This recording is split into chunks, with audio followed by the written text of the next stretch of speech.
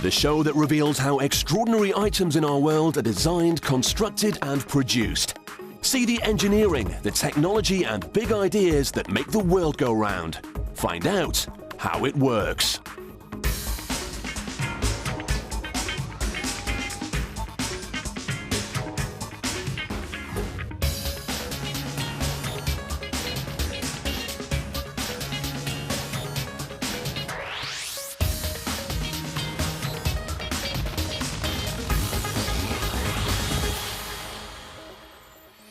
Coming up, the making of an electric toothbrush, how 40,000 revs a minute can put a smile on your face.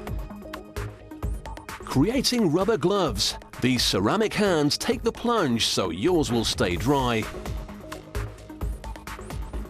And charcoal, how a factory makes the summer essential out of old bits of wood.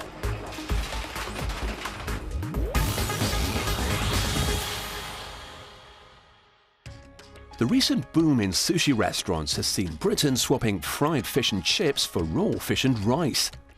Sushi is not only made in its traditional home of Japan. In Ísafjörður, a small fishing town in Iceland, they produce frozen sushi on a massive scale. Before it gets anywhere near the factory, the fish has got to be pulled out of the sea. It looks like a bog-standard fishing trip, but this catch isn't going to be smoked for kippers. It's going to be turned into nigiri and maki. You might think they need the rare bluefin tuna or some wild salmon to make sushi, but here they use the humble haddock too. A line is weighted to sink between 60 and 90 meters. That's where the haddock hang out. It's tied to a buoy and left for 24 hours. The next day, the fishermen reel in the catch.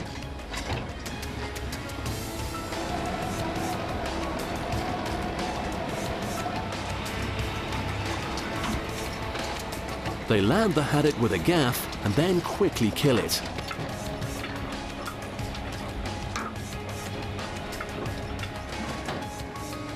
Nine hours after leaving the harbour, they return with 4 tons of soon-to-be sushi. The factory's right next to the harbour, so forklift trucks take the catch straight in for processing. Traditionally, sushi is made in Japan by masters who train for up to 10 years. But here, a lot of the work is done by machines and computers. After the heads have been chopped off, the fillets are sliced off the bones by circular saws.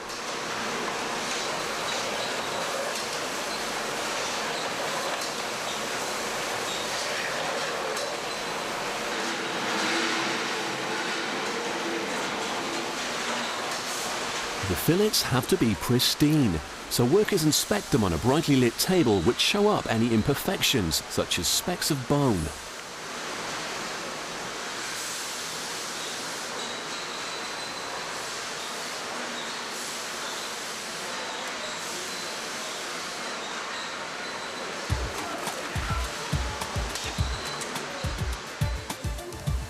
Prawns are one of the most popular sushi ingredients, and local fishermen catch tons of them. As we all know, it takes an age to peel prawns by hand, but thankfully they've developed a machine to do the job. It catches hold of the shells between rollers and removes them without touching the flesh. The shelled prawns are spread out onto a conveyor belt, and they better be looking sharpish. Every spot of them is about to be checked by a state-of-the-art computer. Cameras capture the way the blue light reflects off the conveyor belt, and a computer scans the image. It can tell by the way light bounces whether it's being reflected by a prawn or a non-prawn. It's curtains for any non-prawns, as they are blasted away with jets of air.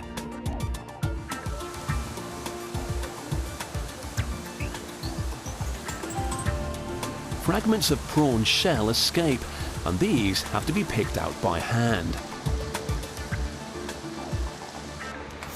They don't just prepare the fish here in Iceland, they make the finished article. And for sushi, you need rice. First, they wash it to remove the excess starch.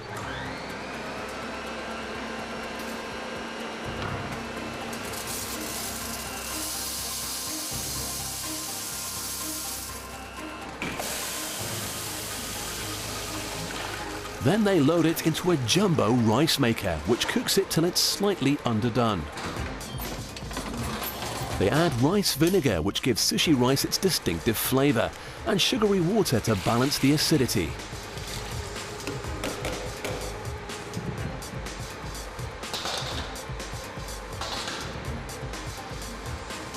It's all rotated in a sort of steel tombola to make sure that every grain soaks up the flavor.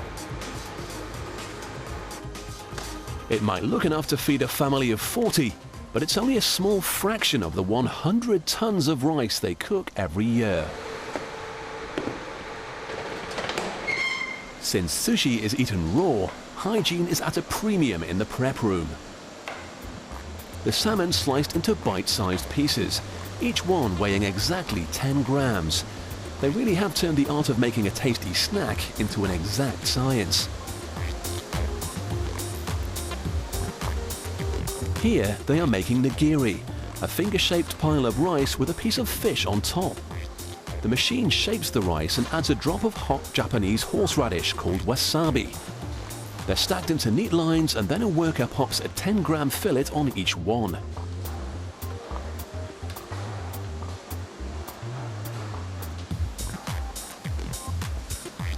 This machine's making maki. They're the round ones with seaweed on the outside. It spreads out the rice on the sheets of the seaweed, and then strips of the kind of sweet omelette called tamago are added by hand. Some shrimps are minced and then pureed before being squirted into the middle of the maki.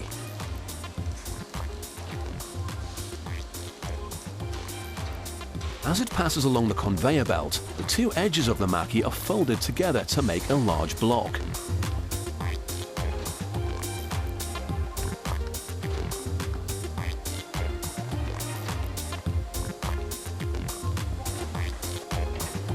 It doesn't look much like finger food at the moment, but after it's cut into discs, it'll look the part. Over at the nigiri line, they're putting the finishing touches to some prawn sushi. A seaweed ribbon doesn't only look nice, it also helps the fish stay on top of the rice. They're popped onto a conveyor belt and head off to the deep freeze. It's going to be shipped all over Europe and needs to arrive tasting fresh. 12 minutes at minus 65 degrees seals in the flavor.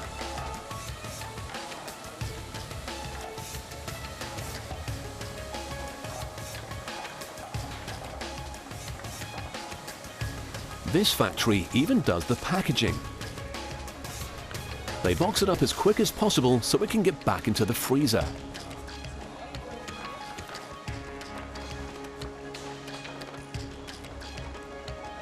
So the next time you dunk your sushi into some soy sauce, take a second to marvel at the fish fillet that's been cut into an exact 10-gram portion. Savor the Japanese rice that's been delicately flavored, and spare a thought for the non-prawns that have been blown into oblivion.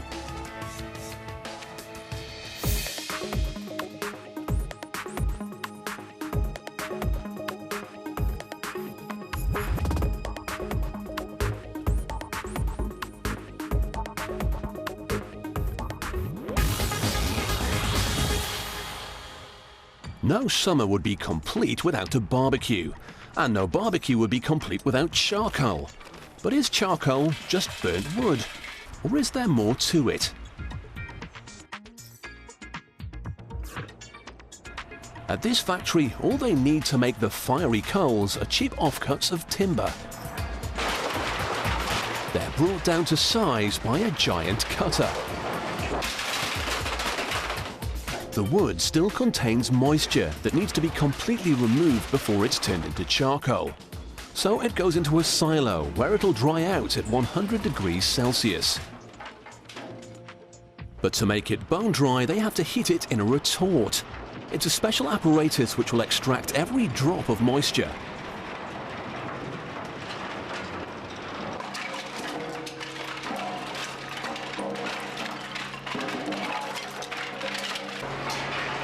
After 25 tons of wood is piled in, the hatch is closed to make the retort airtight. When the wood next sees the light of day, it'll be the finished product.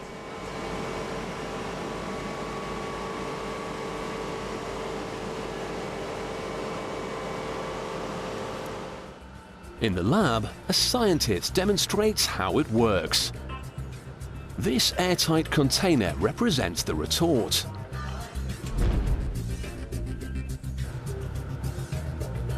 The wood is heated inside, and because there's no oxygen, it can't catch fire.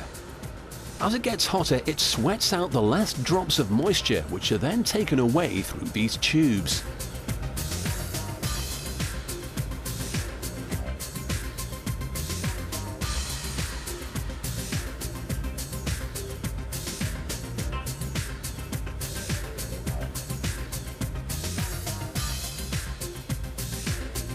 What's left is carbonized wood, or charcoal to you and me.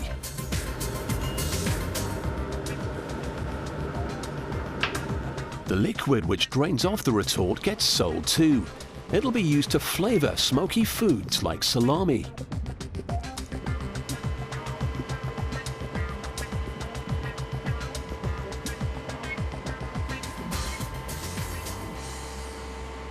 When they open the lid, they've got to cool the charcoal down, and fast. It's 500 degrees Celsius, and as it comes into contact with oxygen, it could burst into flames without warning.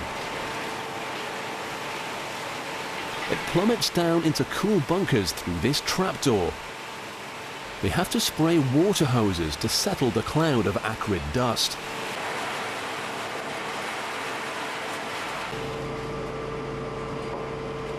Once it's locked in the bunker, the danger's over. After it's cooled down, they sort it by size. Large lumps will be sold as barbecue fuel around the country. The fine dust is mixed with wheat starch to help it bind. Then it's compressed into briquettes.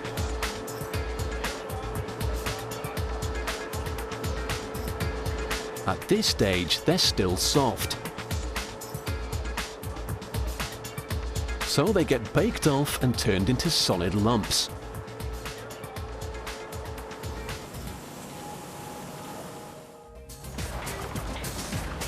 Finally, the large lumps are bagged up. This factory sends out 80,000 bags every day. They're delivered to petrol stations and other outlets.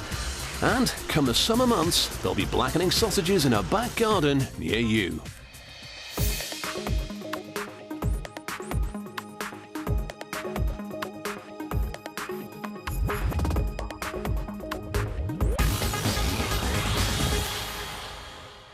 Coming up after the break, how they make the rubber gloves that keep your hands clean while you're doing the dirty dishes, and the electric toothbrush.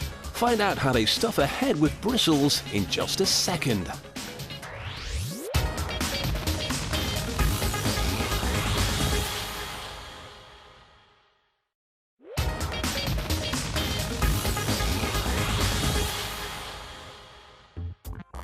For those of us that actually do the washing up, rubber gloves help to make the job a little more bearable. To make them, you start off with some latex rubber. Natural latex is usually white, which isn't the best colour for a pair of gloves that do the dirty work, so they add an orange dye.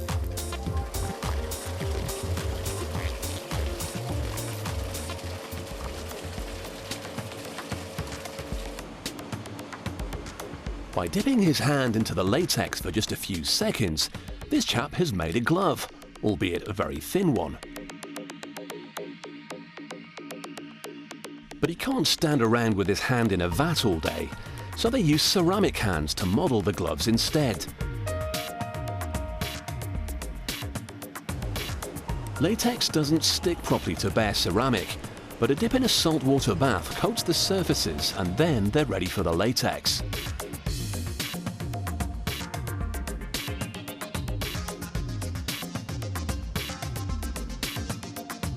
After a quick dip, a spin gets rid of any drips.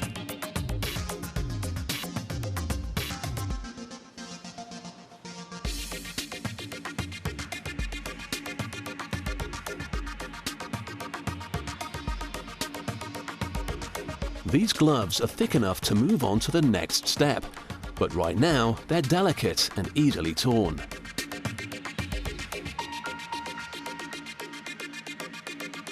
That problem will be sorted out later, but now it's time to add a little more home comfort: a cotton lining. The gloves have been made inside out, so when they're dipped into this glue, it's actually the inside that's getting coated.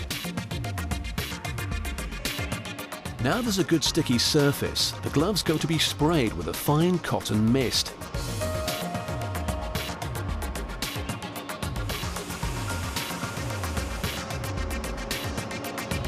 This lining makes the gloves easier to put on and also gives them a more luxurious feel, making the housework just a little bit less of a chore.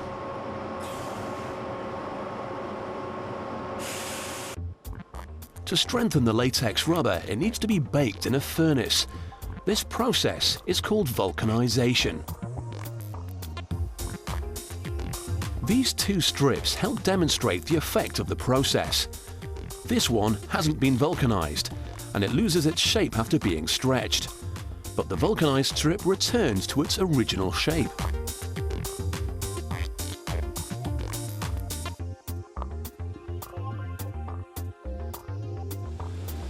Once they're out of the furnace, the gloves are nearly finished, but they've just been heated to 100 degrees, so they're given a cooling dip. Then the workers can simply pull them off the molds.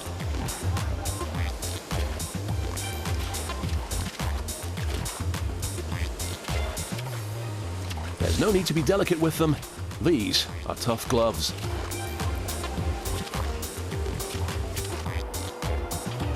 A spin in the tumble dryer, and they're finished.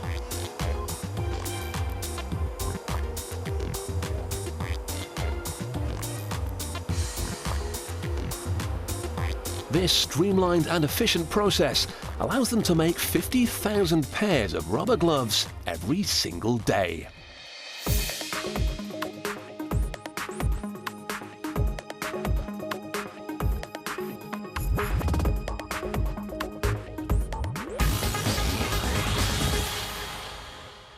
An apple a day keeps the doctor away. But one of the most efficient ways to keep the dentist at bay is a state-of-the-art electric toothbrush. The battery cases start out life as millions of tiny plastic granules. These are melted down into a sticky liquid and then injected into molds where they harden into the shape of the casing.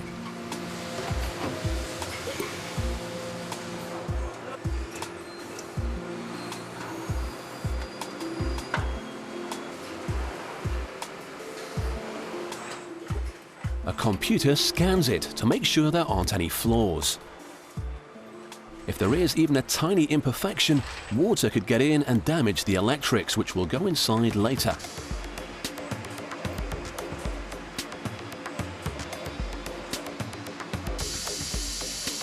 These are the brush heads. They're bald at the moment, but they're about to get some extensions.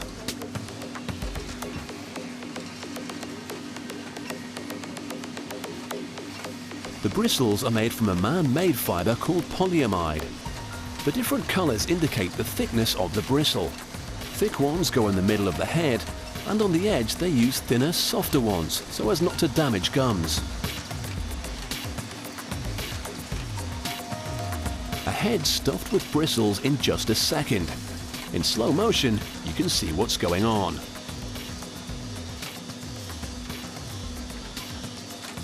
They use a silvery wire to hold the bristles in place.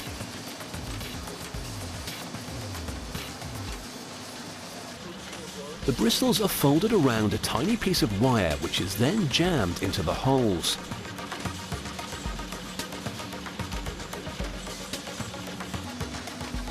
The head is rotated so a machine can fill a whole head without moving an inch. The brushes have got a full head of bristles, but they're a bit rough around the edges, so they set off for a short back and sides. A razor-sharp blade cuts away any straggly ends, leaving the bristles all the right length.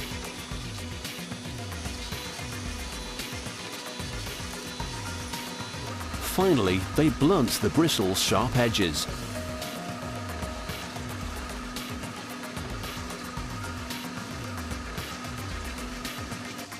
Across the factory floor, the neck of the brush is being assembled. A light sensor tells this machine when a metal pin is in place, and it quickly slots on a plastic cover which will hold the head.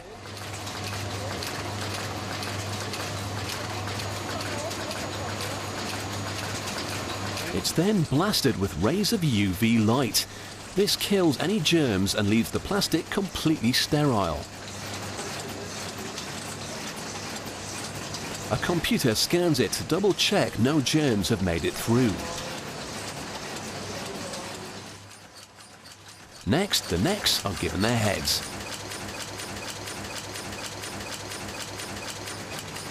So far, the casing is hollow, but soon a motor and gearbox will put the electric into electric toothbrush. On the left is a gearbox and on the right a motor. A machine clamps them together and locks them in place.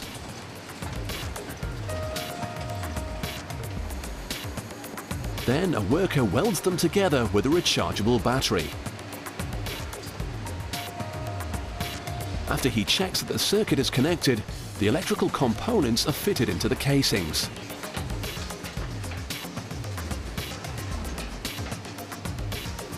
A plastic stopper seals the battery in with a simple twist.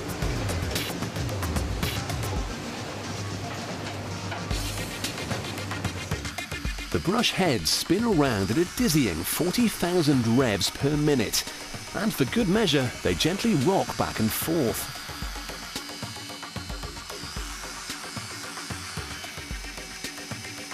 A quality controller gives them a final once-over. After the necks and heads have been slotted onto the bodies, some of the batch go off for testing. They'll be scrubbing false teeth for the next 320 hours. That's well over 5 years' worth of dental hygiene. If the test has passed, then the whole batch is deemed okay and sent out with 5-year guarantees. As long as they don't get dropped down the loo, they'll probably be brushing for a lot longer.